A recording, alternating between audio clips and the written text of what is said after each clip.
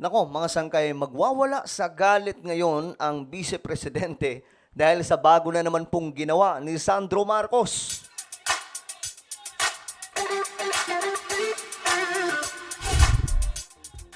Hello guys, magandang oras po sa inyong lahat, mga sangkay. Naway ayos lamang po tayo dyan. So eto nga, pag-usapan po natin itong matinding mga pasabog ngayon sa gulo ng politika dito sa ating bansa, no? At eto nga po, itong bardagulan ngayon ng mga Marcos at Duterte, lalo pong lumalala. Pero sa pagkakataong ito, dihadong-dihado po ang mga Duterte, mga sangkay. No? Ngayon kasi, itong si Sandro Marcos ay nagsalita na. Talagang gigil na gigil, no? Mayroon po na naman na pasabog na I'm sure magugulantang na naman po si VP Sara at sigurado, base po sa pagkakakilala po natin kay VP Sara, mainitin po yung ulo.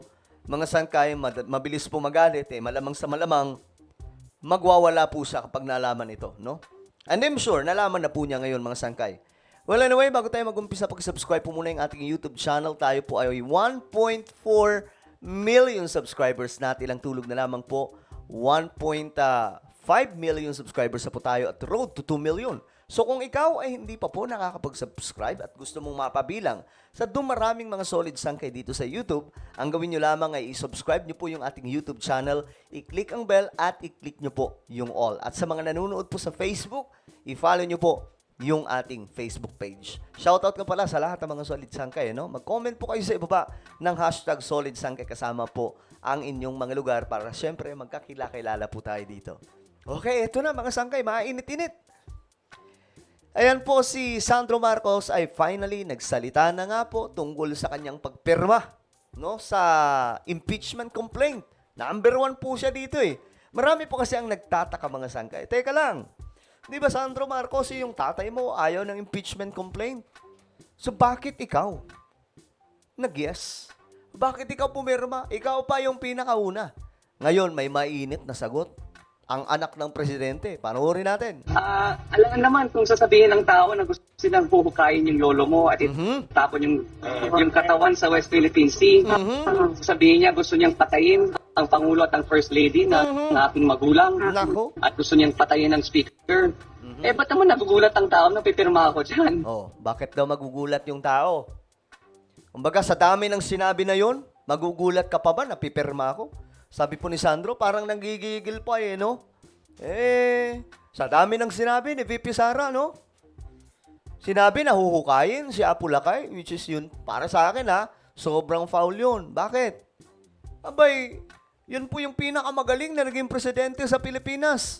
Kahit anong sabihin ng mga dilawang DDS, walang makakapantay sa ngayon ng mga naging pangulo kay Ferdinand E. Marcos. Tingnan yung mga sangkay. Yung mga ilaw natin ngayon, yung mga source ng energy, 'di ba? Yung power supply, saan nanggaling 'yan? Karamihan pa rin galing po sa mga planta, mga power plant na pinagawa po ni Apo Lakay. Isipin nyo yan. Maging yung mga highway, mga sangkay. Kasi itong mga pinagawa ngayon, mga karugtong na lang po ito. At karamihan dito, kahit po yung kay PRRD, mga sangkay na pinagawa, ito po ay nakabase lamang sa mga project ni Apo Lakay noon pa man. Nakasama po sa blueprint. Tinuloy lamang. Bagamat yung iba hindi na po na-execute kasi nga po, may mga nakatayo na po na establishment. Pero yung iba, naipatayo pa rin during the time of former President Duterte. Which is good. Walang problema doon. Ako, sinuportahan ko talaga si Tatay Digong at that time. But this time, since Marcos ang nakaupo, sana walang gulo. Diba? Sana hindi po ganun na parang ang ginagawa po nila panggugulo sa pamahalaan. Pero okay din to sa mga vlogger Kasi kung walang ganito, wala rin po gaanong pag-uusapan itong mga vlogger ngayon. Lalong-lalo po yung ibang mga vlogger, di ba? Masilig po yung intriga kaysa sa mga project. O, ayan, di ba? Mayroon pong kita galing sa YouTube. Galing sa YouTube hindi galing sa mga politiko. Pag-aakala kasi ng iba, wala pong sinasahod sa YouTube. Meron. Naku po, kung alam nyo lang, tanong nyo pa yung ibang mga vlogger dyan. Ngayon, mga sangkay, yan po yung banat ni Sandro Marcos. Bakit kayo nagugulat? Di ba nga, yan ang pinaggagawa nila sa lolo ko, sa pamilya ko? These are statements that can't be taken lightly, especially from someone with such a high position. So, nagtataka na nga ako kung bakit nagulat yung tao. nagtataka si Sandro Marcos, bakit daw yung iba nagulat? Actually, yung nagulat lang naman dyan, yung mga dilawang DDS eh. Hindi naman po talaga yung super majority. 'Di ba? Kahit mag-ikot po tayo, yung super majority, papalakpak dyan sa ginawa ni Sandro. Kasi finally, nagsalita na. At dapat nga, mas mainit-init din po yung mga banat na dito ni PBBM, no? Hindi na po yung tipong bait-baitan kasi wala na, hindi na po siya nire-respeto eh. So it's time, kumbaga, kung gusto nyo, habang nagtatrabaho siya, gayahin niya rin po si PRRD kung paano sumagot si PRRD noon. Bumanat na rin po siya, pero wala professional po talaga. Kita nyo to. Gigil na to, pero mga sanggay, kalmado pa rin, di ba? Alam nga naman kung sasabihin mo, huhukayin mo lolo ko. Of course, I'll be the first one to sign. That should come as no surprise. So that's why I was the first one to sign. Klaro, mga sangkay. Ayan po, basahin natin. Of course, I'll be the first one to sign. Pinagtataka umano ni Ilocos Norte 1st District Representative Sandro Marcos kung bakit marami ang nagulat na siya ang unang pumirma sa ika-4 na impeachment complaint laban kay VP Sara. Pinaliwanag ng kongresista, mabibigat ang mga binitawang pahayag ng bise laban sa kanyang pamilya. Kabilang dito ang pagsabi ni Duterte na huhukayin daw po si Apo Lakay. At itatapon daw po doon sa West Philippine Sea ang pagbabanta ng buhay nila President Bongbong Marcos at sa buong pamilya niya. Kaya mga sangkay, siya daw po ay pumirma na pinakamauna. Well, mga sangkay, sabi po niya as to why I was the first one to sign. Alangan naman kung sasabihin ng tao na gusto niyang hukayin yung lolo mo at itapon yung doon sa West Philippine Sea, sasabihin niya gusto niyang itumba daw ang Pangulo, First Lady, kanyang magulang at gusto niyang itumba rin si House Speaker. Bakit naman nagugulat ang mga tao na pipirma ako dyan? These are statements that can't be taken lightly, especially from someone who has such a high position. Of course, I'll be the first one to sign. Matalino din no? Matalino, okay yung lusot niya dito mga sangkay. Ngayon, ito pa mga sangkay, ito pang issue. Diyan, butata na po kaagad sila di ba? Ngayon, ito pang issue.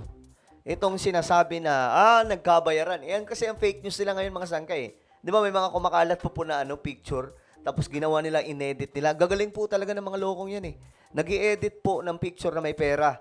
Tapos, ilalagay po doon sa picture ni Romualdez. Ngayon, sabi po niya dito, no, I think that's just part of the fake news ng mga DDS. Binanggit po mismo yung mga dilawang DDS. Sana po kung Representative Sandro Marcos, sana dinugtungan mo na lang dilawang DDS. Kasi ang original naman po talaga, tayo mga solid sangkay, ang tawag dapat natin sa kanila is dilawang DDS. Kasi original, kaya po may dilawan dahil po sa Marcos. Sila po ay mga pure anti-Marcos. And since mga sangkay, anti-Marcos po sila ngayon, ang tawag po sa kanila ay dilawan. Diba?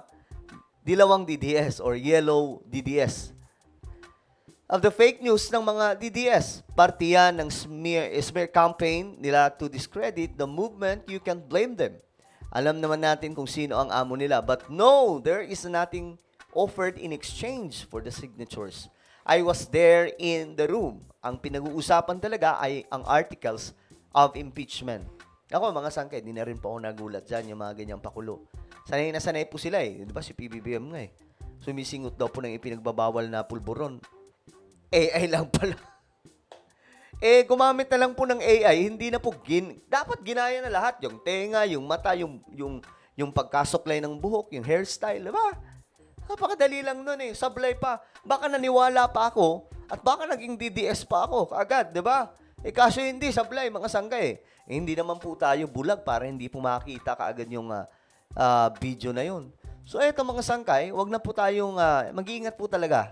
Okay, mag-iingat po kayo sa mga pinapalabas nitong mga dilawang DDS kasi ginagawa po nila ang lahat ng fake news ngayon. Pero inyo, ang nakakagulat, may mga naniniwala din, Diyos mo Marimar, hindi po, kulang po sila sa research. Pambihira. Well, ano po ang inyong opinion sa banat ni Sandro Marcos? Mukhang gigil na gigil at malamang mababad trip po talaga nito si Sara Duterte. Ano po ang inyong opinion? Mag-comment lamang po sa ibaba. Meron po tayong YouTube channel. Ito po yung Sangkay Revelation. Nag-upload po tayo dito ng mga vlog patungkol po sa mga nangyayari sa ating mundo, related po sa Bible prophecy, at marami pa pong iba ng mga kababalagan sa mundo, mga sangkay, na related po o nakasulat sa Biblia, no? Hanapin nyo lamang po ito sa YouTube, Sangkay Revelation, then click the subscribe, click the bell, and click all. Ako na po ay magpapaalam, mag-iingat po ang lahat. God bless everyone.